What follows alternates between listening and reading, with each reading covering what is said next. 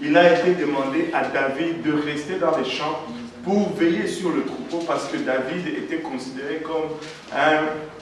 Il ne rentrait pas sur la liste des candidats à être considéré.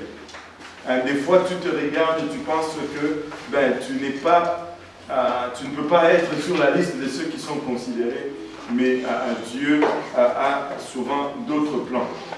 Et nous avons souligné le fait que David n'était pas à la maison en train d'attendre le commandement, mais plutôt le commandement est allé le chercher là où il s'est trouvé, alors qu'il était en train de s'occuper des affaires de son père.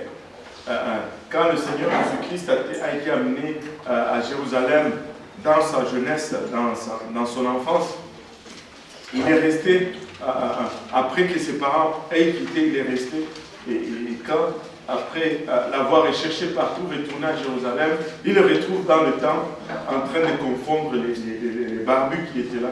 Et qu'est-ce que le Seigneur répond? Pourquoi vous me cherchez? J'étais en train de m'occuper des affaires de mon père. Nous devons apprendre à nous occuper des affaires de notre papa. Nous ne devons pas être à la recherche de positions, à la recherche de titres ou à la recherche de ministères. Fais seulement ce qui est devant toi. Et vous savez, si tu fais déjà la chose, c'est plus facile de se tourner vers toi pour juste rendre cela, façon de parler officielle. Occupe-toi des affaires de ton Père. Et c'est notre Église. Bon, j'allais poser la question, mais je risque peut-être de me faire avoir avec cette question. Je vais la poser quand même.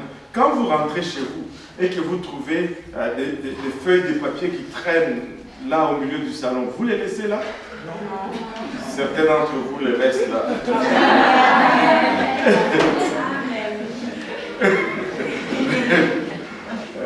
Mais on ne peut pas faire cela. C'est ta maison. Si tu ne le fais pas, qui va le faire? Tu rentres dans le service et il ne faut pas attendre que la concierge vienne ramasser toutes les bouteilles d'eau que les gens... Et en partant, ramasse la bouteille. Mets dehors, ramasse la feuille de papier, une chaise qui est croche, range-la. Tu vois un enfant jouer avec les fleurs. Oh, touche pas. Ce sont mes fleurs. Oui, ce sont tes fleurs. Prends soin. C'est notre maison. C'est chez nous. C'est à nous, ça. C'est à nous. Nous devons nous en occuper. Alléluia.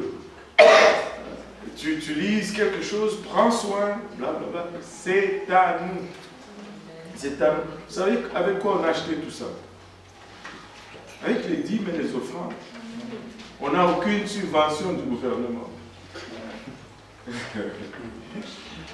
Et c'est mieux ainsi. Parce que si le gouvernement vous subventionne, ils vont vous dire quoi prêcher. C'est ça. Ah oui. Ben oui. Donc, c'est comme ça. Je me suis écarté un peu, mais voilà, mon dessous de contribution est faite. Mais David était en train de s'occuper des brebis de son père et l'appel de Dieu est allé le chercher là où il était.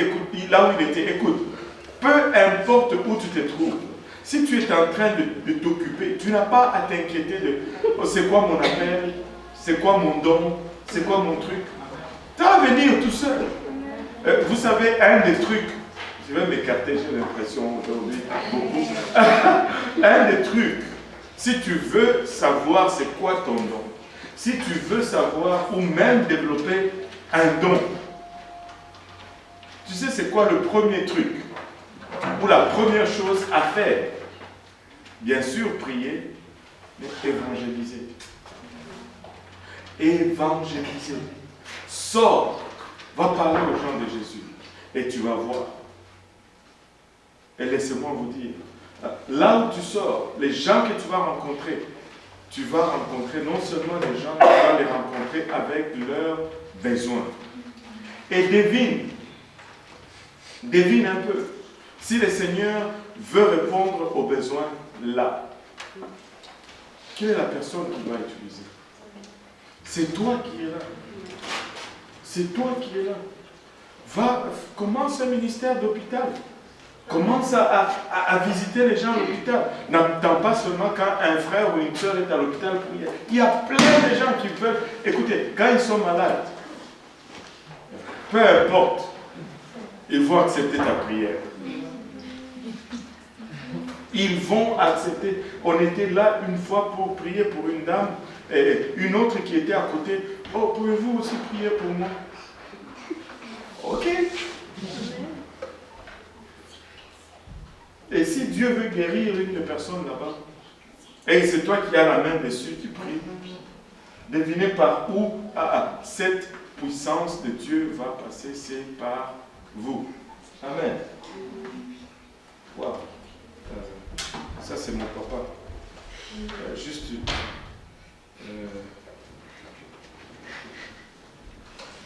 Coupé. Ok. Bon. Maintenant,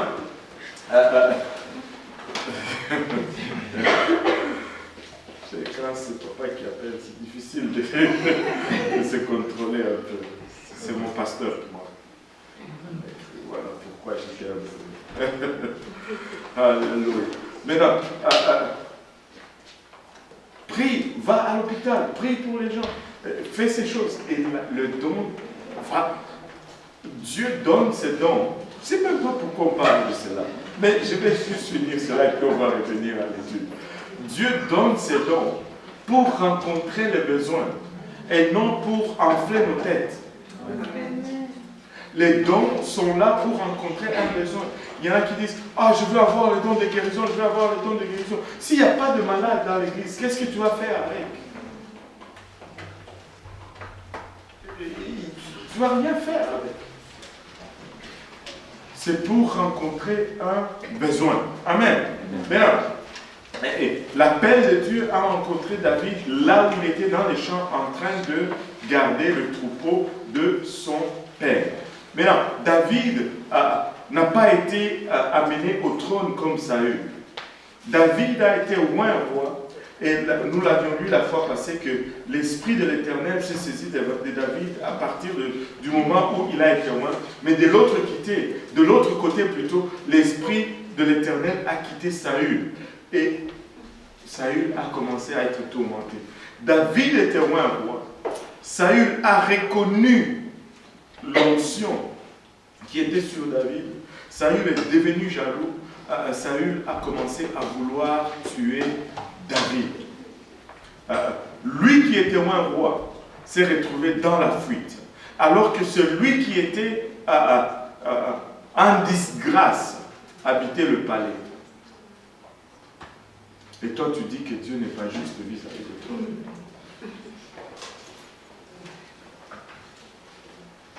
David a été moins roi, mais ça a été le début des troubles pour David. Quand il était berger, sa vie était tranquille. Mais quand on l'a oint, sa vie a été bouleversée. Qui s'est déjà dit, ah, j'étais correct avant de commencer à servir Dieu? Avouez.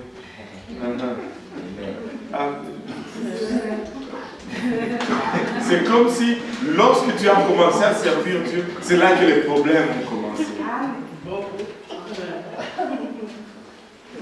Avant, tu n'étais pas si chaud pour Dieu. Tout était correct. Mais tu sais pourquoi? Parce que tu n'avais pas besoin qu'on te pousse. Tu étais déjà dans cette direction-là. Mais maintenant, tu as tourné de direction. Tu as changé de direction. Tu commences à sentir le vent qui pousse dans cette direction-là, c'est-à-dire l'enfer. Mais avant, tu étais là. Tu allais là où ça... C'était correct. C'était correct. En fait, tu poussais même d'autres dans la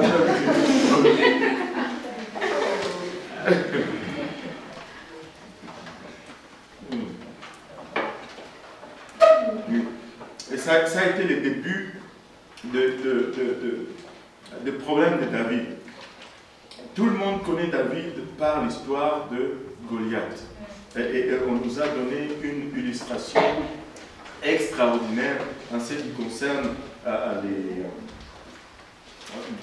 cette bataille, enfin ce combat entre David et Goliath le lundi matin à l'église de l'Est, plutôt le dimanche matin, mince. Un autre café, s'il vous plaît. Dimanche matin à l'église de l'Est. On nous a parlé que David avait quand il est allé pour se battre contre Goliath, il n'a pas cherché, quand il était dans la vallée, il a pris 5 pierres avec lui. Les 5 pierres, ce n'était pas parce qu'il pensait qu'il pouvait manquer le premier ou le deuxième coup, parce que Dieu ne manque jamais son coup. Mais c'est parce que Goliath avait 4 frères. Donc il avait pris une pierre pour chaque géant. Et l'autre leçon qu'on a appris là, c'est que nous sommes des tueurs de géants. Amen. Nous sommes des tueurs de géants. Et écoutez, une chose qui m'a toujours fasciné dans l'histoire de David et Goliath, et qui me laisse toujours perplexe au sujet de l'Église, c'est celui-ci. Quand on va faire un demi-tour, mais quand Goliath menace David en disant je vais te faire ceci, cela, et la réponse de David au verset 45 du chapitre 17. David dit aux Philistins, tu marches contre moi avec l'épée, la lance et le javelot.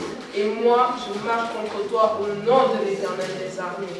Au nom de l'Éternel des armées, du Dieu de l'armée d'Israël que tu as insulté. Il dit, toi tu viens contre moi avec tout cet arsenal.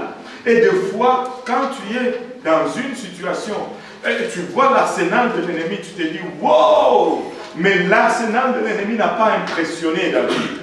Pourquoi? Parce qu'il savait qu'il avait l'arme qui était au-dessus de toute arme. Il avait le nom de l'Éternel. Encore mieux pour nous, David ne connaissait même pas le nom de l'Éternel. Il a fait référence au nom de l'Éternel. Si David était de nos jours parmi nous, il allait dire, tu viens contre moi avec la lance, l'épée, le javelot, mais moi je viens contre toi au nom de Jésus-Christ. Il allait être encore plus précis, plus sharp, plus tranchant.